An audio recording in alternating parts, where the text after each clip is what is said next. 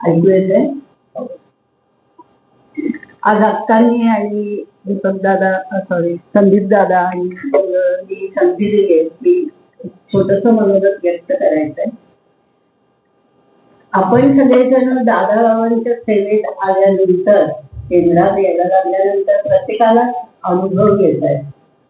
आणि मला एक छोटासा माझा अनुभव सांगायचा आहे. तसे तर 2004 पासून ह्याच्याशी संलग्न झाले, त्याच्यात पुष्कळच अनुभव आले, पण आत्ता नुकताच आलेला एक अनुभव मी सांगू शकते.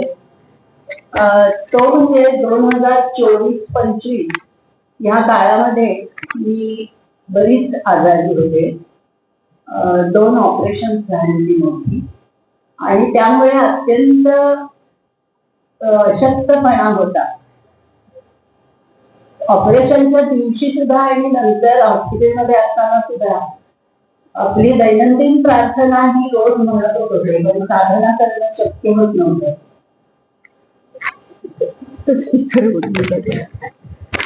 इथे लावतो का म्हणजे तो हलणार.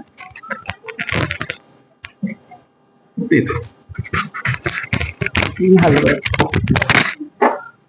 ते काय होत, फोडणीला लावलं मी एका वेळेला देते अशी आणि परत हलवत नाही. व्यत्ययाबद्दल क्षमस्व. आणि 24-25 हा काळ माझा बऱ्याच मोठ्या आजारपणात गेला. दैनंदिन प्रार्थना, अगदी ऑपरेशन असो, ऍडमिट होते, सगळीकडे ती मी माझी म्हणत होते आडवी पडूनच. त्याच्यानंतर जेव्हा मी हे सगळं संपवून घरी आले तेव्हाही अशक्तपणा खूप होता. ट्रीटमेंट चालू होते, औषधं चालू होती आणि साधना करायची होती. मग मी साधना कशी करू? दैनंदिन प्रार्थना फक्त म्हणते, मला 30-35 मिनिटं बसणं शक्य नाहीये, पण करायची इच्छा खूप आहे. मग त्यांना मी फोन केला, असं आहे आणि मला साधना करताच येत नाही का, मी इतकी बसूच शकत नाही. त्यावेळेला गुरुदास दादांनी मला सांगितलं की दादांनी, वंदनीय दादांनी इतकं आपल्याला मुभा दिलेल्या आहेत की तुम्ही यातला तरच साधना चांगली होईल वगैरे असं नाही. तुम्ही आता शारीरिक अवस्थेत नाही आहात बसण्याच्या, तर तुम्ही झोपून साधना करा. फक्त न्यास करताना की काय 5 मिनिटं असतात तेवढं तुम्हाला बसू येईल का? हा म्हटलं तेवढं मी बसेल. आणि म्हणून तेवढ्या साधनेच्या न्यासांच्या पुरती 5 मिनिटं उठून बसायची आणि पूर्ण साधना मी झोपून करत होते. म्हणजे आपण बाहेर जे बघतो ना की इतके कडक निर्बंध आणि असंच पाहिजे तसंच पाहिजे, आपल्या गुरुमार्गात हे काही नाही. तुमचं मन त्याच्यात पाहिजे फक्त. मग तुमच्या शारीरिक अवस्थेत जे तुम्हाला शक्य आहे, आता त्यांनी उदाहरण दिलंय त्यांच्या सातारा काढायच्या एका महिलेचं, तर तसं आहे आपलं. आणि मला सांगायला खूप छान वाटतंय की वंदनीय दादाबाबांच्या कृपेमुळे मी बसू शकत नव्हते 15 मिनिटं सुद्धा, पण एक 6 किंवा 7 दिवस मी झोपून साधना केली असेल. त्याच्यानंतर मात्र मला एक दिवस इतकी अशी प्रेरणा मिळाली की नाही, आज मी प्रयत्न करणार आहे आणि मला स्वतःला आतून खात्री वाटते की मी बसून साधना करू शकेल. 7 दिवस झाले होते झोपून करल्याला. आणि मी पुन्हा बसले उठून. म्हटलं तर दादाबाबांना प्रार्थना केली होती की माझ्याकडनं जर बसणं नाहीच झालं तर मी परत आडवी होऊन उरलेला भात करेन. पण त्यांच्या कृपा आशीर्वादाने 6-7 दिवसातच मी पुन्हा रेग्युलर बसून साधना करायला लागले. त्या काळात कुठलाही अशक्तपणा, थकवा किंवा काही त्रास असा झालेला नाही.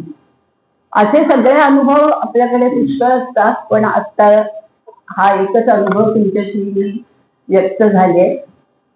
कारण मुख्य सांगायचा मुद्दा हाच आहे की आपण खूप कारण दाखवतो, आज ना मला जमलंच नाही, आज ना काहीतरी कोणतरी यायचं आहे, मग मला उशीर होत होता, मग आज राहू दे, मी आज एवढंच काहीतरी करते, दैनंदिन म्हणते आणि उद्या करेन, अशी कारणं आपण स्वतःलाच दाखवत असतो. पण सद्गुरू पाठीशी आहे. तुम्ही वेळ कसा काढायचा हे तुमचं टाइम टेबल तुम्ही मॅनेज करा, पण त्यांची साधना चुकवू नये असा अनुभव माझा आलेला आहे. आणि आपल्याला आंतरिक इच्छा असेल तर ते चुकवू देत नाही. झोपून करायला लागणारी साधना 6 दिवसात बसून करता यायला लागली. ह्या अनुभवावरनं हे तुमच्याशी बोलतो. धन्यवाद.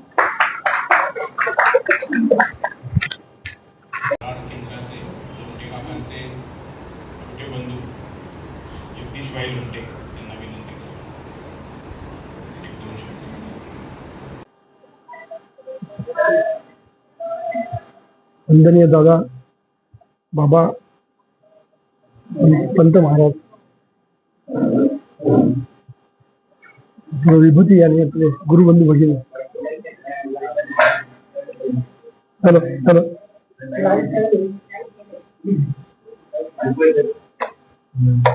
ऐकू येते? मोठ्यांना बोलू का? आज चांगला योग आलेला आहे आपल्याला. नाशिक कार्यकेंद्राचे जे झालं ह्याचा हा सोहळा आपल्याला बघायला मिळतो.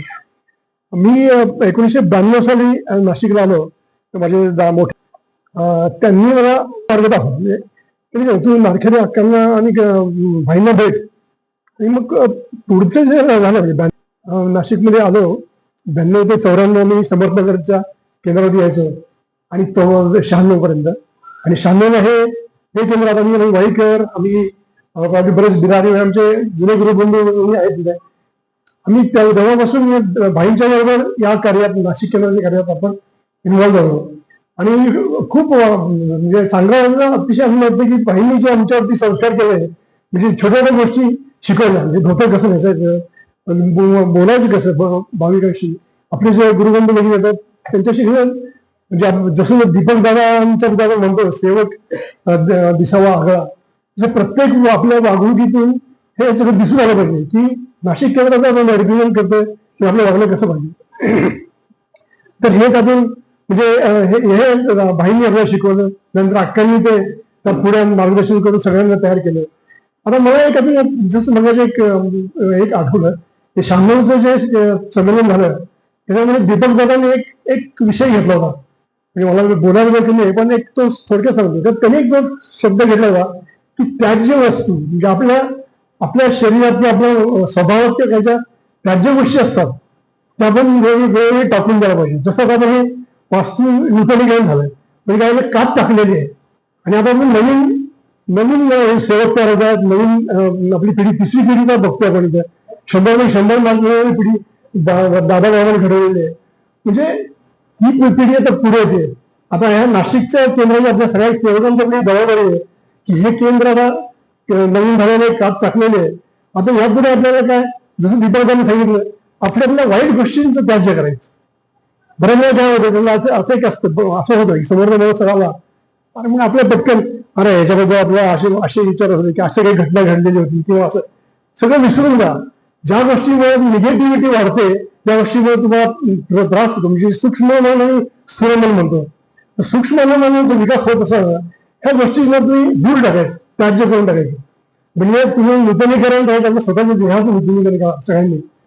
आता ह्या आपल्या आजच्या दिवसाच्या यांनी मला असं सांगायचं की ते करून सगळ्या गोष्टी त्याज्य काढून आणि नवीन जगाला आपण पॉझिटिव्हिटी सगळी वाढवायची.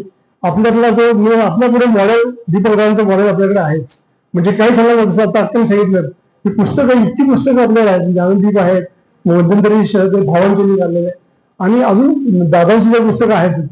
तर आता आपण असे एक हे करूया म्हणजे प्रार्थना किंवा सगळ्यांनी एक असं ठरवूया की आपण हे पुस्तकांचं वाचन आपण करत आपल्याला जे काही पुढची पिढी आहे त्या पिढीला करायला लावू. आपल्या केंद्रावरती मॅक्झिमम वेळ आपण कसा देऊ तसंच आपल्या केंद्रावरची लाईव्हलीनेस कसा वाढवता येईल. म्हणजे बऱ्याच गोष्टी आता बघतो ज्ञान संमेलन वर्ग असतात. आता वेगवेगळी संमेलन का नाही 15 एक संमेलन घडूया. आणि संमेलनात असं काही गरज नाही की सगळ्यांनी सिनियर लोकांनी बोललं पाहिजे. आपली ज्युनियर एवढी आपली पिढी तयार होते, प्रत्येकाला एक विषय घ्यायचा, एक 15 एक विषय घ्यायचा आणि सगळ्यांनी बोलायचं, सगळ्यांनी तयारी करायची. म्हणजे थोडक्यात म्हणजे मला असं सांगायला वाटतं की आजच्या ह्या नूतनीकरणाच्या दृष्टीनं आपण सगळ्या मिळून स्वतःच्या त्याज्य गोष्टी बाजूला टाकून नवीन गोष्टीचं आत्मसात करूया आणि ही आपल्या केंद्राची अशीच भरभराट पुढे होईल, नवीन नवीन सेवक तयार होतील आणि आपल्या अजून लोककल्याणाचे कार्य होईल. एवढीच मी मी आता आमंत्रित करतो रेखा जाधव ताई यांना. 2 मिनिटं तरी बोला. या.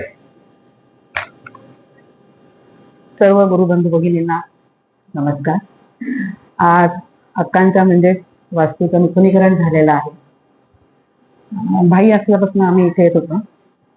आता मी माझ्या वास्तूचा थोडासा एक अनुभव सांगते. काही कारणास्तव आमची पहिली जी वास्तू होती ती आम्हाला सोडून द्यावी लागली आणि माझी खास मैत्रीण मीनाक्षी म्हणजे दादांची पुतणी, आम्ही एकत्रच काम केलेलं आहे. तिने मला खूप म्हणजे माझ्या कठीण प्रसंगी ती माझ्या पाठीशी उभी राहिली. मग ती म्हणाली होती की असं असं आमचं केंद्र वगैरे आहे.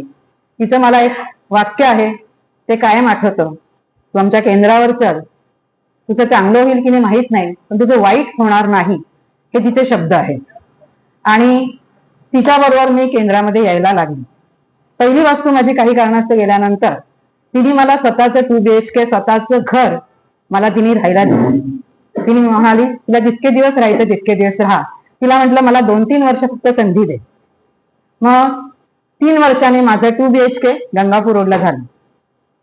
हे वास्तूचं आहे म्हणून मी वास्तूचाच तुम्हाला अनुभव सांगते. 2 BHK झाल्यानंतर तिथे आम्ही 2010 साली राहायला गेलो आणि 2011 साली वगैरे म्हणजे मध्ये नंतर असं 2010 ला आमची वास्तू झाली. 2019-20 पासून कोविड सुरू झाला, बरोबर आहे. कोविडमुळे प्रत्येकाला अशी वेगवेगळी रूम लागायला लागली, कारण मी शाळेत असल्यामुळे माझे ऑनलाईन क्लासेस चालायचे. मुलगी माझी IIM कलकत्ता इथे MBA होती, तिथे सुद्धा ऑनलाईन क्लासेस असल्यामुळे तिला एक रूम मध्ये चालायचे. मोठी मुलगी त्यावेळेस माझ्याकडे होते, नातू होता. मग त्यावेळेस असं घरामध्ये एकाच हॉलमध्ये सगळे बसलेले असायचे आणि अगदी त्यांना हे होऊन जायचं. मग नंतर मोठी मुलगी माझी ती आउट ऑफ इंडिया गेली. मग असं आमचं चाललं होतं की काय करायचं, असं एक थोडंसं आणखी आपल्याला मोठं घर घ्यावं. बाबा दादांना आम्ही असं आपण विडा लावतो तसा विडा लावला आणि त्या वास्तूमध्ये आम्ही म्हणत होतो की आता आपल्याला 3 BHK पाहिजे, आपला 2 BHK आहे. तर मग 3 BHK पाहिजे असं म्हटलं. मग आम्ही तसं शोधायला सुरुवात केली. मिस्टर म्हणायचे नाही आता काळाची गरज आहे, आपल्याला 2 पार्किंग पाहिजे. मग 2 पार्किंगचं आम्ही बघत होतो.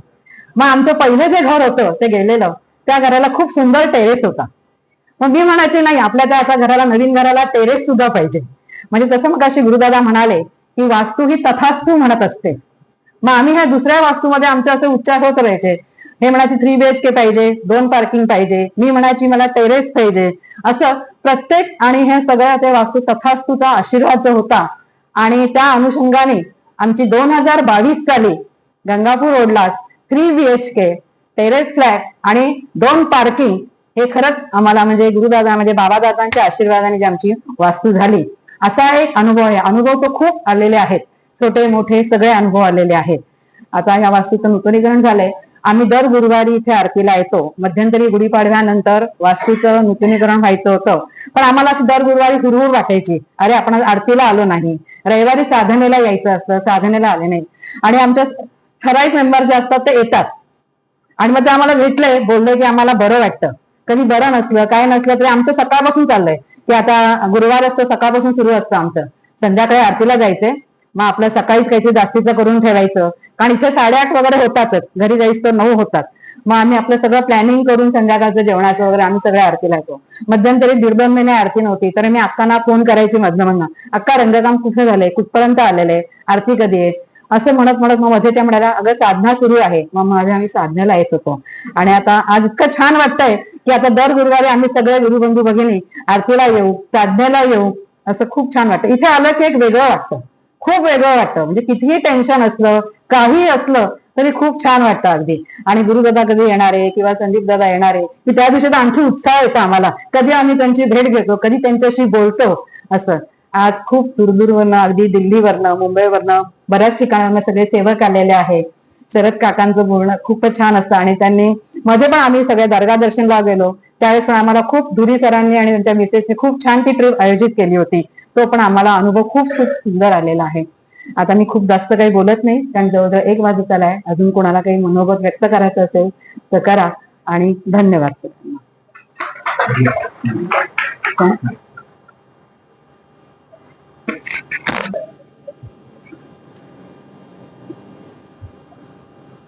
संतोष संतोष शक्तीपीठ आणि फोंडा कंबाईन असा आपल्यासाठी आशीर्वाद तिकडनं घेऊन आलेला आहे. तर त्याला मी विनंती करतो की 2 शब्द तुम्ही सांगा.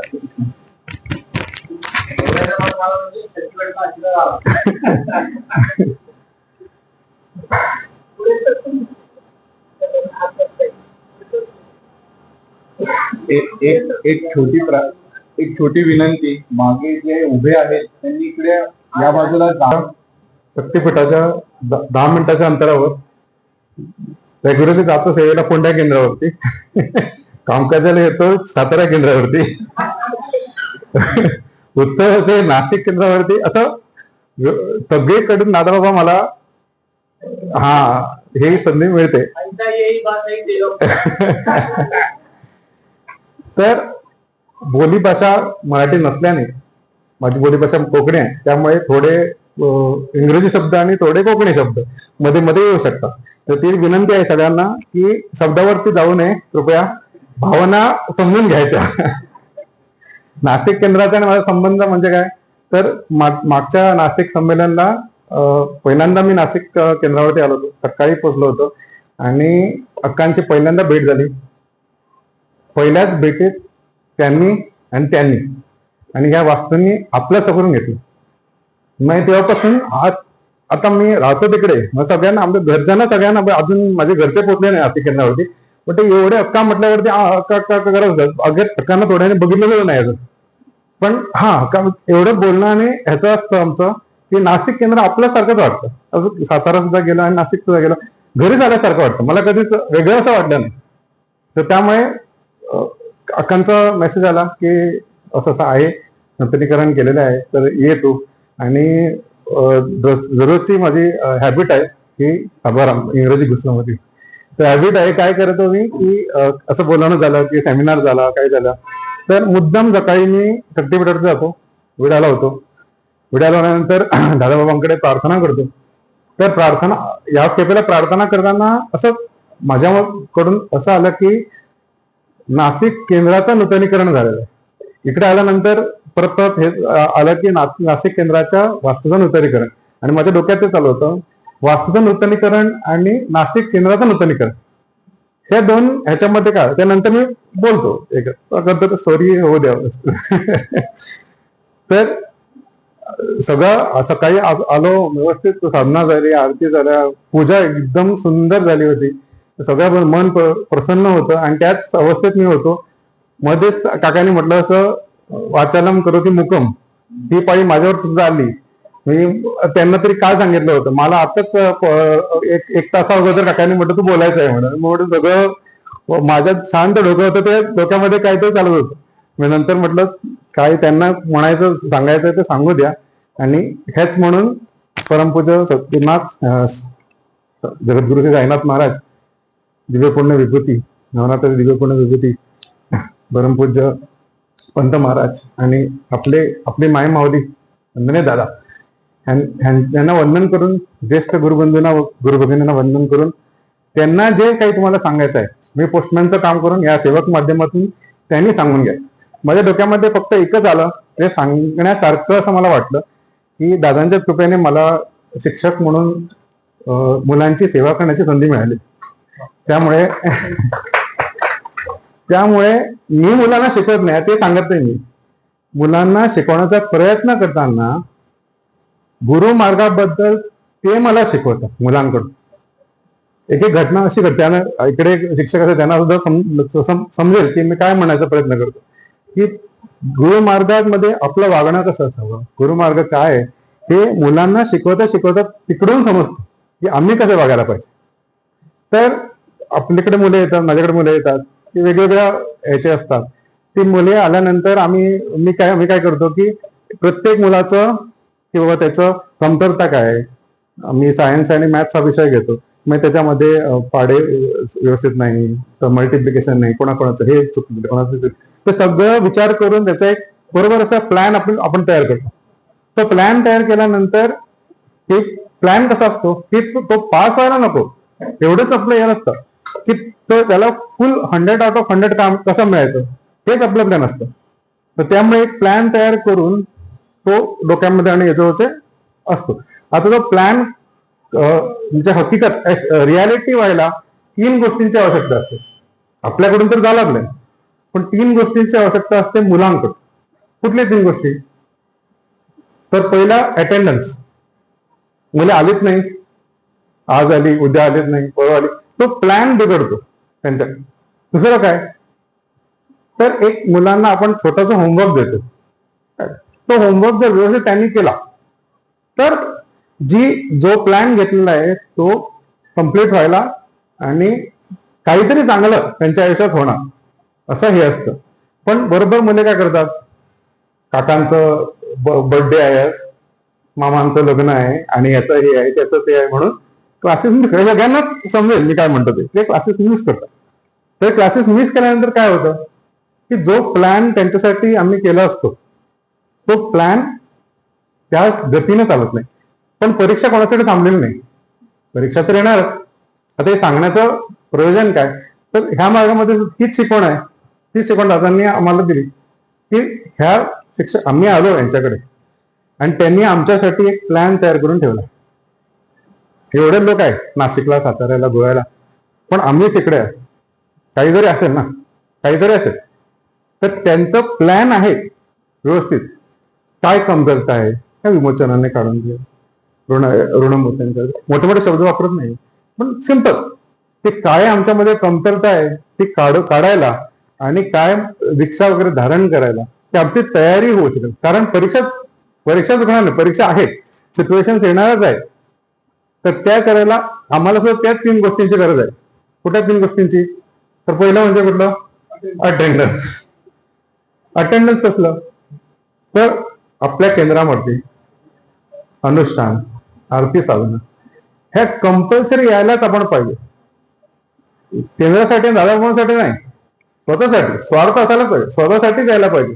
कारण त्यांनी जो प्लॅन तयार करून ठेवलेला आहे तो प्लॅन ऍक्टिव्हेट व्हायला, आपलंच विमोचन वगैरे व्हायचं, आपलंच हे करायला, आपलंच चांगलं व्हायला पाहिजे. तर आपलं चांगलं व्हायला घरी बसून चांगलं होणार नाही, तर यायला पाहिजे ना. तर अटेंडन्स पहिला.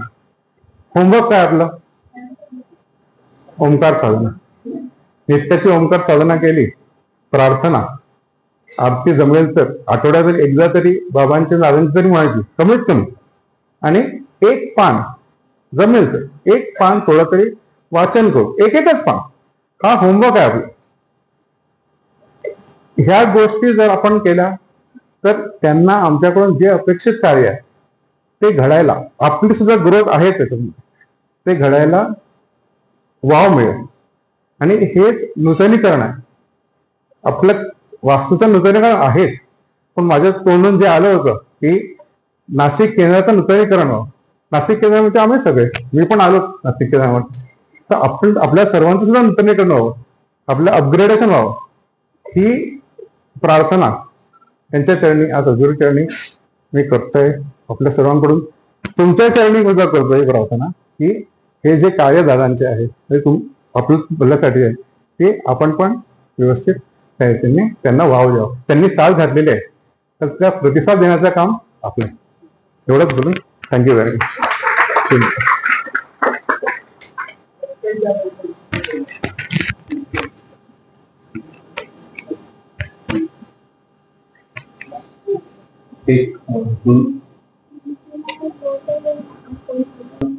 आपले जोशी काका बोलायचे त्यांना. या जोशी काका कोणी सांगितलं तरी मला माहित नाही, पण याची जर तुम्ही बेरीज केली 21/5/2026 या सगळ्या आकड्यांची बेरीज केली तर ती 9 येते. 9 हा आकडा अक्षय आहे. याचा अर्थ 9 हा आकडा कधीही कमी होत नाही, वाढत नाही. केंद्र तसंच आहे की हे कायम वाढत राहणार आहे. तुम्ही 9 ला आकडा गेलात, 9 दुने 18, 8 1 9, 9 त्रिक 27, 7 2 9. आपल्या हिंदू धर्मामध्ये 9 आकड्याचं प्रचंड महत्व आहे आणि युरोपमध्ये सुद्धा आहे. गान थेअरी म्हणून गान म्हणून जो माणूस आहे त्यांनी एक मोठी, कदाचित नवलेखकांना माहित असेल की गान थेअरीमध्ये 9 आकड्यावर पूर्ण थेअरी आहे. त्यांनी 9 ह्या आकड्याचं इतकं महत्व सांगितलेलं आहे की 9 त्या थेअरी आपण बाजूला ठेवून देऊ, पण 9चं महत्व हे आहे की तो अक्षय आहे आकडा. आणि आज तो योगायोग नाहीये, हा मुहूर्त घडवून आणलेला आहे दादाबाबांनी. 9 आकडा हा अक्षय आहे. हे केंद्र याच्या पुढे या पद्धतीनेच हजारो वर्ष चालू राहील, हा संदेश कदाचित दादाबाबांनी दिलेला आहे. धन्यवाद.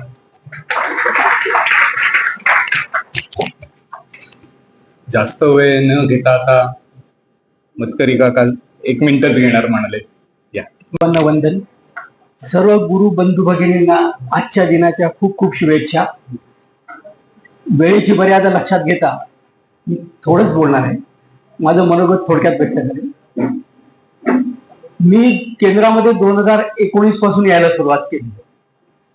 आल्यानंतर जे 2 वर्ष बायकोनी जसा तगादा लावला तसे साधना वगैरे करायला सुरुवात केली, पण त्याची आवड निर्माण झाली. आणि आवड निर्माण का झाली तर त्याला महत्वाचं कारण असं आहे की साधना रोज केल्याने जी काही गोष्ट माझ्या लक्षात आली ती की पहिले आपल्यामध्ये सकारात्मकता निर्माण होते. आणि साधना का करावी असं जर म्हणेल तर याच्यासाठी म्हणेल की आपल्यात सकारात्मकता निर्माण व्हावी. आपले रुटीन मधले 90% प्रॉब्लेम हे सकारात्मकतेमुळे सॉल्व्ह होतात, हा माझा अनुभव आहे. राहिलेले जे प्रॉब्लेम आहे ते दादा बाबा आपले त्या प्रॉब्लेम सॉल्व्ह करण्यासाठी प्रोव्हिजन करून देत असतात. त्या दृष्टीने साधना करणं हे किती महत्वाचं आहे हे गुरुदास दादा आणि संदीप दादा जे सांगतात ते खरोखरी पटण्यासारखं आहे. जाता राहिली दुसरी गोष्ट की साधना आणि गुरुवारची आरती. गुरुवारची आरती गुरुदास दादा नेहमी सांगतात की सगळ्यांच्या सकारात्मकतेमुळे तुमचा जो आठवडा अजून चांगला जातो. त्याचा विचार करता आपण खरोखरी गुरुवारच्या आरतीला यावं, कारण मी तो अनुभव घेतलेला आहे. या गोष्टी लक्षात घेता आणि वेळेची मर्यादा लक्षात घेता या दोनच गोष्टीचा अनुभव मी तुम्हाला शेअर करतो. धन्यवाद.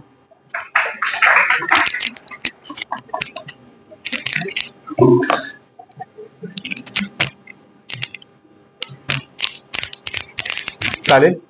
या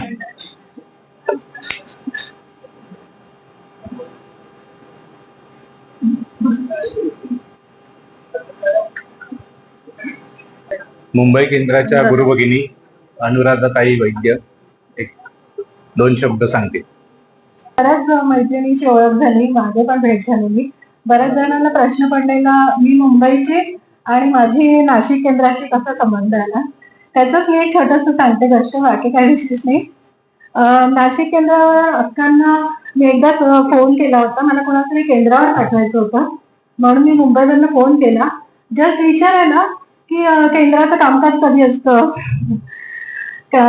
टायमिंग काय. कारण कधी कधी मुंबईच्या बाहेरच्या टायमिंगचं थोडंसं पुढे मागे असतं, 8च्या नंतर 8:15, कारण फॉग वगैरे असतं त्याच्यामुळे थोडंसं पुढे मागे टायमिंग असतं. ते सगळं विचारायला की नवीन व्यक्तीला, येणाऱ्या नवीन व्यक्तीला प्रॉब्लेम नको व्हायला, याच्यासाठी मी सगळी माहिती केंद्र प्रमुखांकडून त्यांचा फोन केला होता आणि त्यांनी सगळी डिटेल माहिती सांगितली वगैरे. आणि त्याच्यानंतर मी त्या व्यक्तीला पाठवलं इकडे.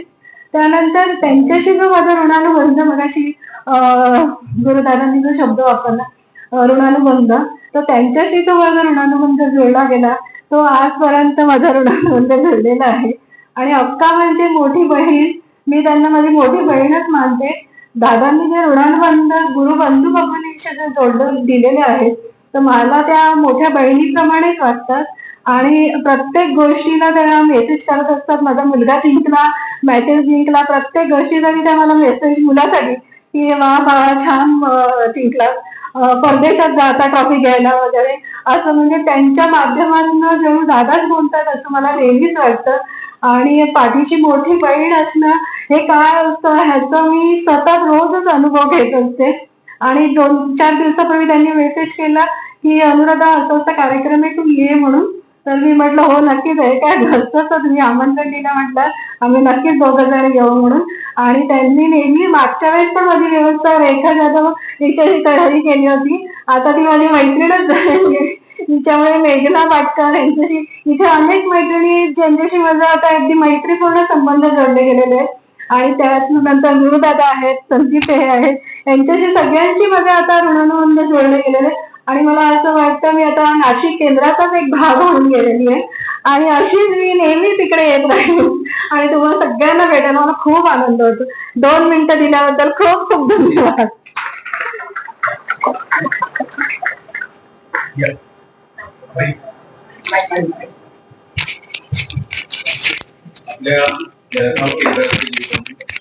अतुल जोशी एक मिनिटात त्यांचं मनोगत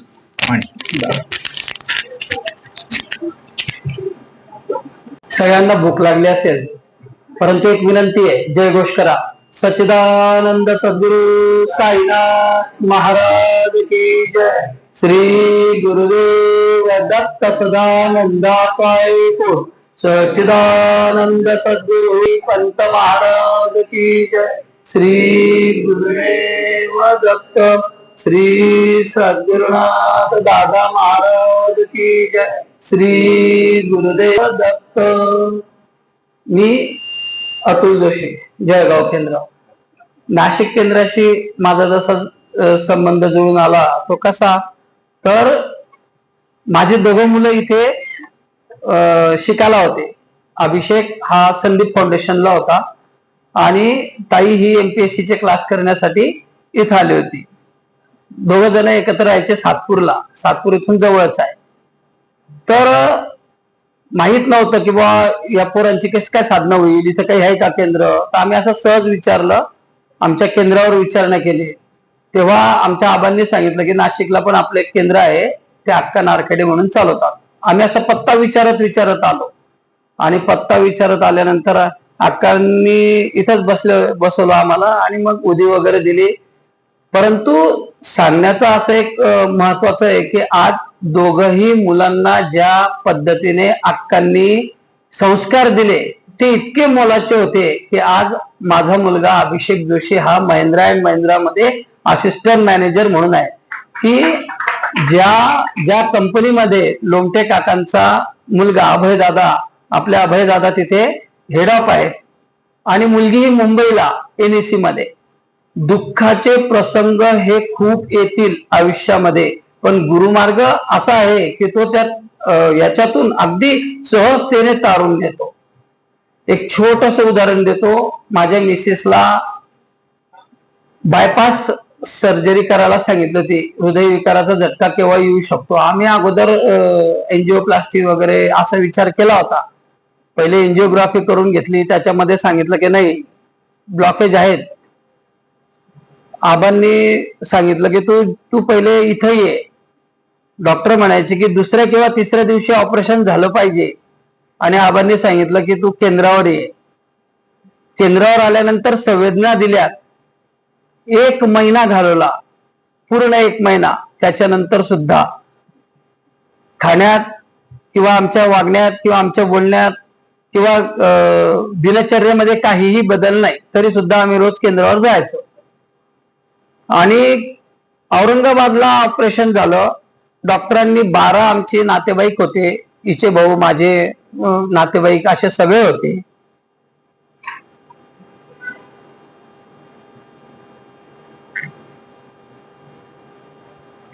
त्या सगळ्यांच्या सेवा घेतल्या आणि सांगितलं की कमीत कमी 6.5 ते 7.5 तास ऑपरेशन चालेल आणि त्याच्यामध्ये एक अशी नस आहे जी ब्लॉक झालेली आहे. मिसेसची तब्येत तुमच्या थोडी स्थूल आहे, त्याच्यामुळे ती खाली दबली गेलेली आहे, कातडीच्या खाली. ती शोधायला वेळ लागू शकतो. ज्या वेळेला ऑपरेशनच्या थिएटरवर घेतलं त्यावेळेला डॉक्टरांशी म्हणजे मिसेसने बोलणं केलं होतं, जर तुम्ही एवढं मला भूलचं इंजेक्शन देताय, मी परत शुद्धीवर आले तर म्हणे येऊन आले तर चांगलंच आहे म्हणे आमच्यासाठी. परंतु जे 6.5-7 तास ऑपरेशन चालणार होतं ते फक्त 3.5 तास चाललं आणि 3.5 तासामध्ये जी नस जेव्हा कापली गेली तेव्हा ती सगळ्यात पहिले दिसली त्यांना. तिचं ब्लॉकेज काढलं, बायपास झालं व्यवस्थिशीर. आजही मिसेस जशीच तशी आहे. दुसरं उदाहरण आपल्याकडे गुरुपौर्णिमा होते. गुरुपौर्णिमेमध्ये मी जळगाव केंद्रावर फुलं आणण्याचं काम करतो आणि मला दुसरे जण पण होतात फुलं आणण्याचं काम माझ्याकडे. तर त्यावेळेला मी अभिषेक मिंडा कंपनीत जॉईन व्हायचं होतं, त्याला त्याची इंटरव्ह्यू होती गुजरातमध्ये. तर मी तिथे गेलो होतो त्याच्याबरोबर. जाता जाता ज्या दिवशी मी तिकडनं येणार होतो त्या दिवशी, त्याच्या दुसऱ्या दिवशी 21 तारखेला गुरुपौर्णिमा होती, 20 तारखेला. तर 19 तारखेला हिचा जाता जाताच ऍक्सिडेंट झाला, लिगामेंट गेली. फुलं तसंच मी तिला दवाखान्यामध्ये ऍडमिट केलं, फुलं घेऊन मग केंद्रावर गेलो. केंद्रावर सांगितलं, पण आता ही व्यवस्थेशीर चालून राहिलेली, साधनेत बदल नाही आणि केंद्रावर जाण्यात बदल नाही. माझी तुम्हाला एकच म्हणजे छोटीशी गोष्ट विनंती आहे सगळ्यांना, की गुरुमार्ग हा खूप कमी लोकांना मिळतो आणि जे भाग्यवान असतात त्यांना मिळतो. आपण खरंच खूप भाग्यवान आहे आणि थोर आहे की आपल्याला हे असं एवढं मोठं मिळालेलं आहे. आणि अक्कांचं मी जन्माचा ऋणी राहील की त्यांनी माझ्या मुलांवर संस्कार केले. अभिषेक इथं यायचा, सेवा करायचा. दादांनी त्याला गुरुदास काकांनी खूप मोलाची संधी दिली की टाळ वाजवायला त्यांच्या बरोबर घेतलं. तो टाळही चांगला वाजवतो. आता सुद्धा दर गुरुवारी दत्ता काकांकडे जातो आरतीला. हे संस्कार हे बाळकडू आहेत. केंद्रावर तुम्हाला बोलणार सेवक जरी असले तरी तो एक वेगळा भाग आहे, परंतु तुमचं वाईट व्हावं असं मात्र केंद्राच्या प्रमुखाला अजिबात वाटत नाही. म्हणून माझी विनंती आहे, सगळ्यांनी साधना अशी व्यवस्थेशीर झाली पाहिजे त्यांच्याकडनं, आणि ते करून घेणारे ते आहेत. तुम्ही फक्त एक प्रयत्न करा, बरोबर होईल सगळं. एवढं बोलतो आणि माझे 2 शब्द संपवतो. अक्कांना पुन्हा एकदा खूप खूप धन्यवाद.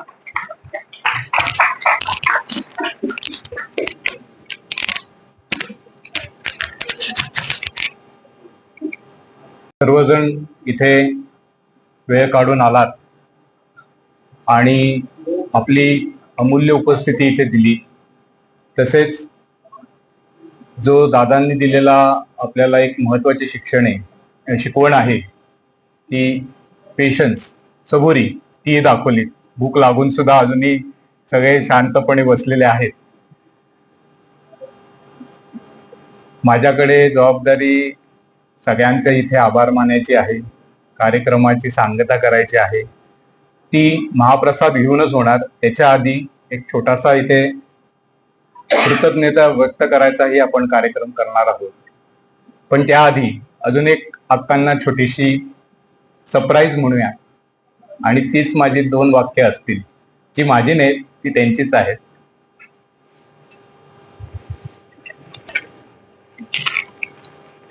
कालपासून बऱ्याच जणांनी हे माझ्या हातात बघितलं. इथे सगळ्यांनी विचारलं काय आहे काय. मी म्हटलं उद्या कळेल. हे विलात्यांच्या माध्यमातून बाबांचं मार्गदर्शन झाल्यावर दीपकदादांनी जे नाव दिलं आहे हे त्यांचा हस्ताक्षरात साई प्रसाद लिहिलेला आहे. आतापर्यंत आपण अनेक जणांची इथे मनोगत ऐकले, शेवटचं जोशी दादांचंही ऐकलं. खालती काय लिहिलंय ते फार महत्वाचं. जे कोणी आता केंद्र प्रमुख आहेत त्यांच्यासाठी हे गोल्डन वर्ड्स आहेत, आणि हे दादांचे आहेत गोल्डन वर्ड्स. ते दीपकांनी एका ठिकाणी लिहिले होते, ते निदर्शनात आले आणि त्याच्यापासून ही फ्रेम बनवलेली आहे. हे सगळं अक्षर दीपकांचं आहे. त्याच्यात एखाद्या कार्यकेंद्र असताना पहिली गोष्ट आमच्यावर जे संस्कार झाले ते फक्त कार्यकेंद्र नाही, कार्य म्हणून झाले. दादांना हे कार्य अपेक्षित आहे. मग लोकांनी एकत्र येण्यासाठी केंद्र आहे. आधी गादी होती, बरोबर ना पुढे दादा? तर लिहिलेलं असं इथे, कार्य हे तुमचे अपत्य आहे. आकांना आठवत असेल ही वाक्य. कार्य हे तुमचे अपत्य आहे, त्याचे संगोपन करा. आता हे संगोपन करा म्हणजे नक्की काय करा? संगोपन कोण कोण करतं? आपले गुरुजन करतात, आई करते, कधी कधी काहींना जमत नाही म्हणून दाई सुद्धा ठेवतात, केअरटेकर, चाइल्ड केअर. पुढे लिहिलंय, मुलाला दाई सांभाळते. मुलाला दाई सांभाळते, ती फक्त सांभाळते, पण आई काय करते? संगोपन करते. आज अक्का, भाई किंवा जे कोणी केंद्र प्रमुख आहेत, गुरुदास दादा, भाग्यश्री ताई, हे आपल्या केंद्राचे पालक आहेत. आता त्यांनी संगोपन करतात म्हणून आपण कार्य बहरताना पाहतो. तर आज सगळ्यांच्या वतीने ही छोटीशी एक प्रेम अक्कांना देऊ इच्छितो. त्यांनी त्याचा स्वीकार करावा. यानंतर आपण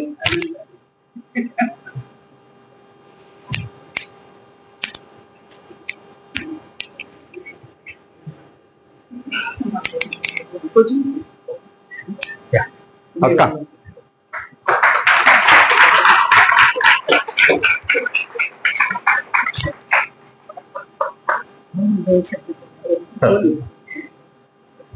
दोनच मिनिट. यानंतर आपण, आपलं नाव काय? राजश्री जाधव ताई, ज्या या कॉलनीत राहतात, त्या एक दोन शब्द बोलतील आणि त्यानंतर आपण इंद्रायणी वहिनी आणि वैजयंती वहिनी यांना एक छोटीशी भेट देणार आहे. आता या.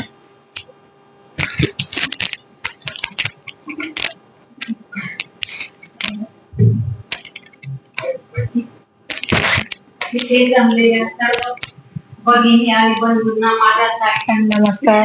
साईबाबांना माझा साष्टांग नमस्कार. दादा महाराज, संत महाराज त्यांना पण साष्टांग नमस्कार. आम्ही मोगलनगर मध्ये राहतो. आम्ही इतके भाग्यवान आहे का अक्कांच्या याने साईबाबाच्या आम्हाला कवच कुंडल दिलेलं आहे. आम्ही इतके भाग्यवान आहोत का हे शब्द नाही मला बोलण्यासाठी याच्यासाठी. साईबाबा म्हणजे आमच्यासाठी आणि अक्कांनी आमच्यासाठी खूप सहकार्य केलेलं आहे, खूप मदत केलेली आहे आणि सर्वांसाठी सुखदुःखात धावून येणार आहे आमच्यासाठी. तर मी खूप त्यांचे आभार मानते. का हे मी बोलू शकत नाही, मला शब्द सुचत नाहीये. अक्कांनी म्हणजे आमच्यासाठी काय केलंय, सर्वजण म्हणजे धन्यवाद सांगते. मोगलनगर वासियांकडनं आम्हाला पूर्ण असं संरक्षण मिळालेलं आहे साईबाबांमुळे. तर मी एवढं बोलून माझे 2 शब्द संपवते.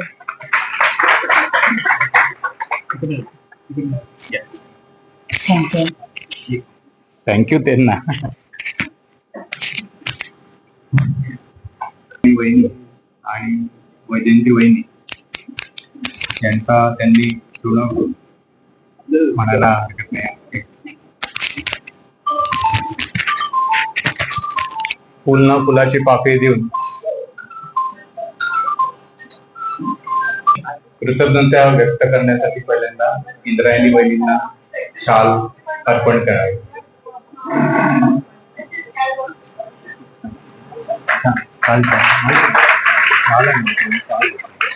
साडी नाही तिला सांग.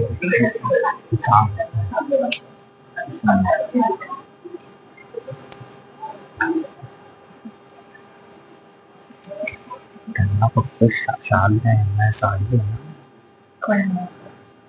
दोन्ही बहिणींना नुकती साडी आणलेली. आता राहून दे, शॉल दुसऱ्यांना. आज आपण दीपक दादांचं कार्य सगळ्यांना माहिती आहे, पण त्या पाठीमागे, दीपक दादांच्या पाठीमागे कोणती शक्ती उभी होती? आज वहिनीने संबंध घर सांभाळलं. साडी ह्याच्यासाठी फक्त तिने साडी म्हटली होती ना का? असं द्या.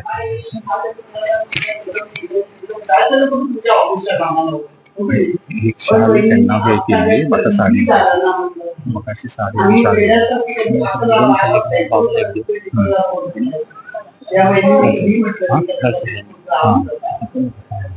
त्याच्यामुळे तो आपण म्हणतो पडद्यामागचे जे कलाकार होता, आज वहिनीने ते कार्य सांभाळले.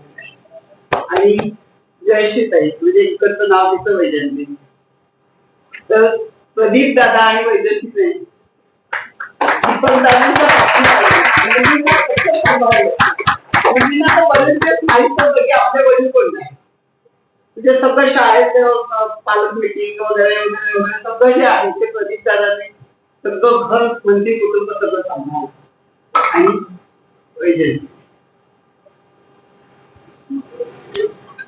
धन्यवाद अक्का. आता मी विनंती करतो बाबा वाईकर यांना. या बाबा.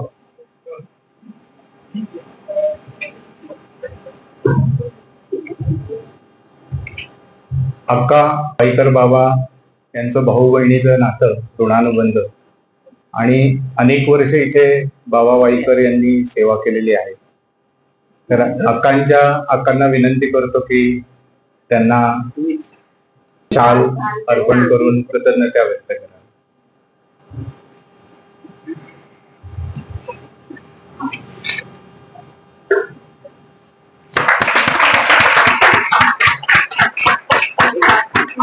पहिले आणि ज्येष्ठ सेवक बाबा वाईकर म्हणजे विजय वाईकर, त्यांना बाबा म्हणतात.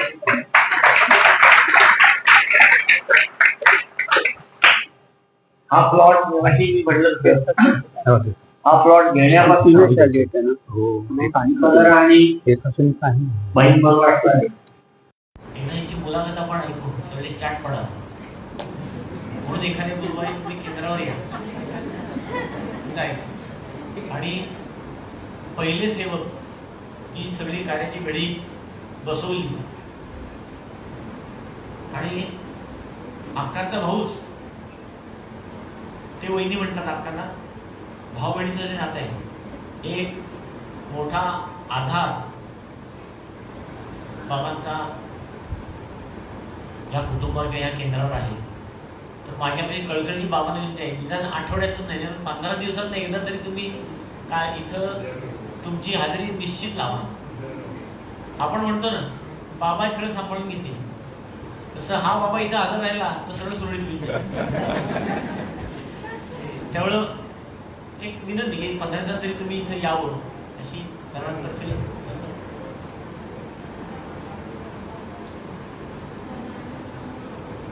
बाईच्या 17व्या वर्षापासून 18 वर्षामध्ये या गुरुमार्गात असलेले आणि ह्या कार्यक्रमाला आवर्जून आलेले आपले घरसासी सर यांनी इथे यावं.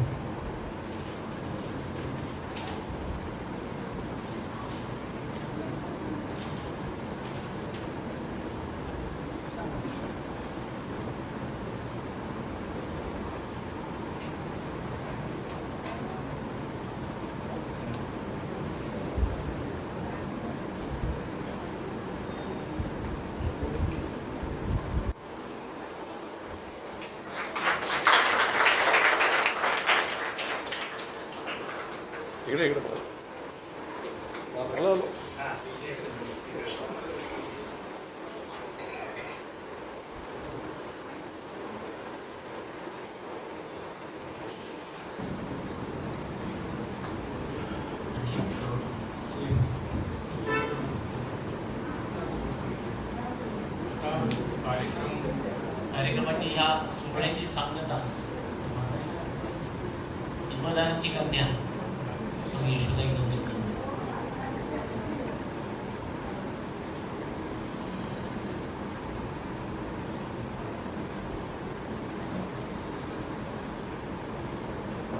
सगळ्यांना नमस्कार. वास्तूचा आज सगळा विषय चाललाय.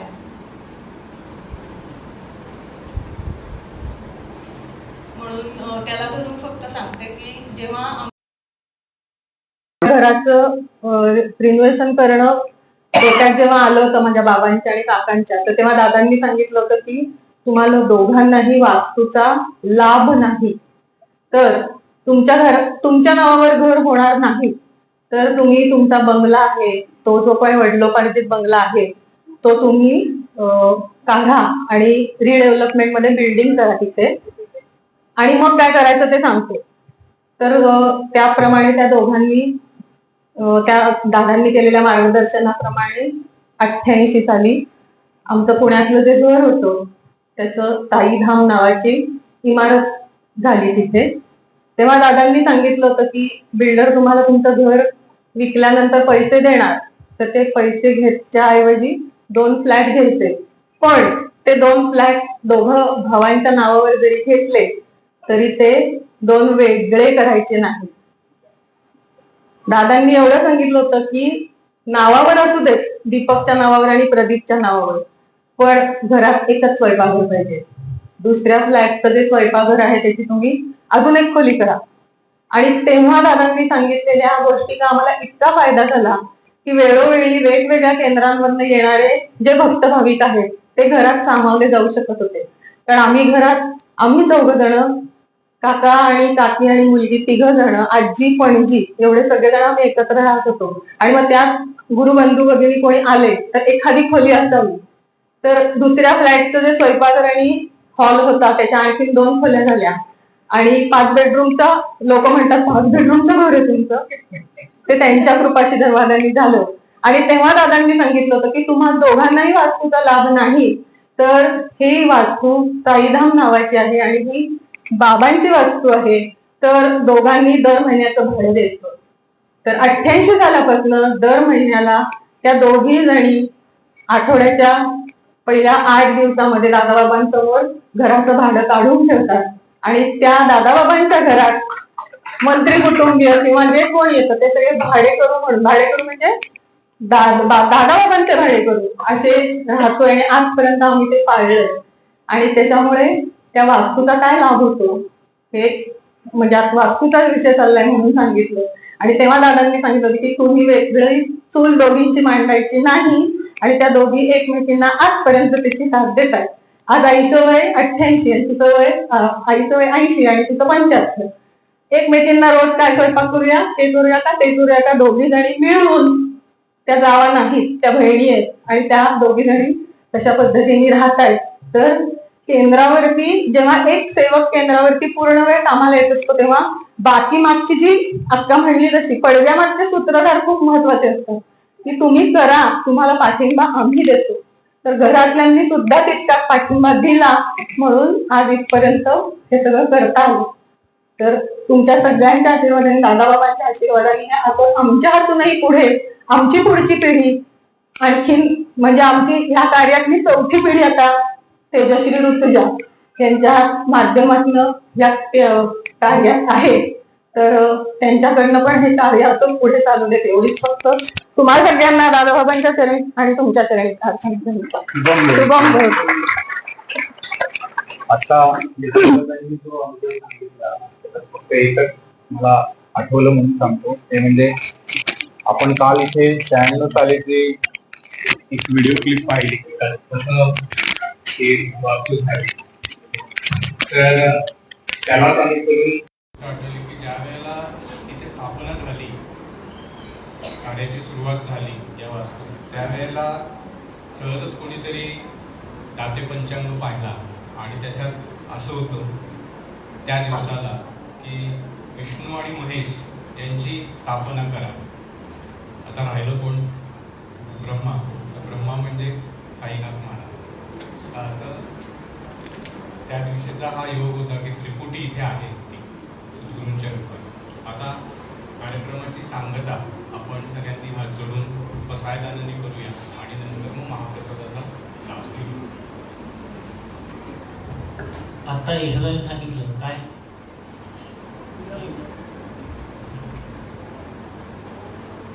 भाडं देतात ते अजून घराचं. निदान आपण भाडं देत नसू पण एवढं ते म्हणूया की आपलं घरी दादाबाबांचं घर आहे.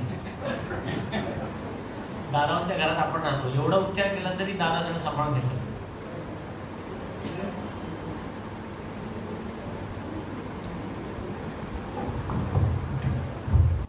नमस्कार. आम्ही मोगलनगरवासी खरोखर पुण्यवान आहोत. आमच्या इथं साई प्रसाद म्हणजे साईबाबांचा प्रसाद अक्कांच्या रूपाने मोठी बहीण आम्हाला मिळालेली आहे. बिग सिस्टर म्हणून आम्ही त्यांना नेहमी त्यांच्याकडे बघत असतो आणि त्यांचं खूप आम्हाला खरंच सहकार्य लाभत असतं. आणि इथं साई मंडळ सगळं असं पॉझिटिव्हिटी वातावरण असल्यामुळे आम्ही मोगलनगरवासी खरोखर पुण्यवान आहेत. आणि तुमच्या सगळ्यांचं पण धन्यवाद. तुमच्यामुळे आम्हाला हा जो काही प्रसाद मिळालेला आहे तो आम्ही आनंदाने स्वीकार करतो. खरंच खूप छान वाटतं या एरियामध्ये. कोणी पण पाहुणे आले तर खूप तुमचा एरिया प्रसन्न वाटतं असं म्हणतात. खरंच आका पण खूपच छान आहे. धन्यवाद.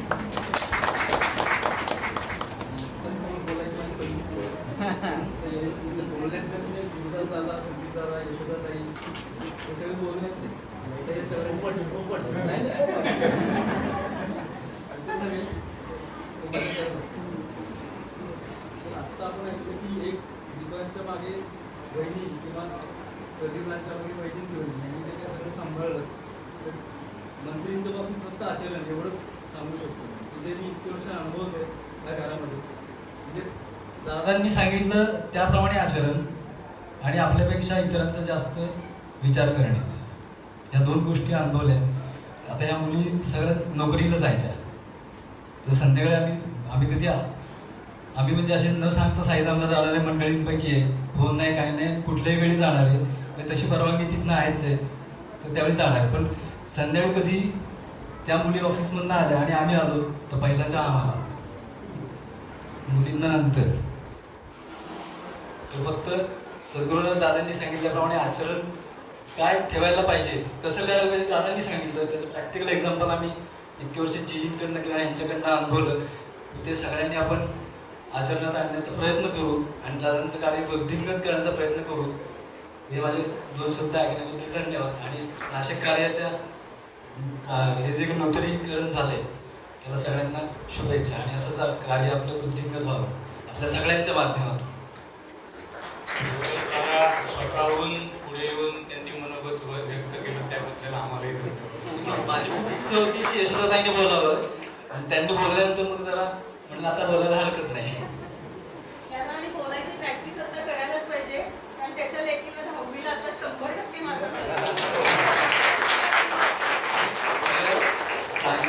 गोष्ट म्हणजे 3 वेळा फेल. मी 3 वेळा फेल झालो मॅथ्समध्ये आणि दीपाला म्हणायचे की याला गुरुकृपेचं नाव पाहिजे आणि गुरुकृपेचं नाव दिलं, गुरुदास नाव ठेवलं की पहिल्या अटेम्प्टमध्ये पास, अशी गुरूंची म्हणते. आणि हे सगळं ट्रान्सफॉर्मेशन करण्यासाठी की एक पिढी अशी आणि त्याच्यानंतर दुसरी पिढी अशी, याच्यानंतर याच्याकरता 40 वर्ष दादांनी जे काही अविरत परिश्रम घेतले, आपल्या जीवाचं रान केलं, जीवाची बाजी लावली प्रत्येक वेळी आणि हे सगळं सिद्ध करून ठेवलं, याची कायम आपल्याला जाणीव राहावी एवढीच प्रार्थना करतो. सर्वात मत पुणे केंद्रावर यशोदाताई न चुकता पहिल्या रविवारी ज्ञानसंविधान वर्ग घेतात. तेही फार महत्त्वाचं योगदान ते देतात. त्या वर्गाला न चुकता शुभदा ती गुरुदासची मुलगी आहे, तिला 100पैकी 100 गुण मिळालेले आहेत. ती उपस्थित राहते. तर तुम्ही आता समजून घ्या की ज्ञानसंविधान वर्ग काय बदल घडू शकतो. आणि तिसऱ्या पिढी माझ्या पिढीचं कर्तृत्व सांगितलं आणि दादांच्या कृपेने काय होऊ शकतं हे पण सांगितलं. आता पसायदान आणि मग महाप्रसाद.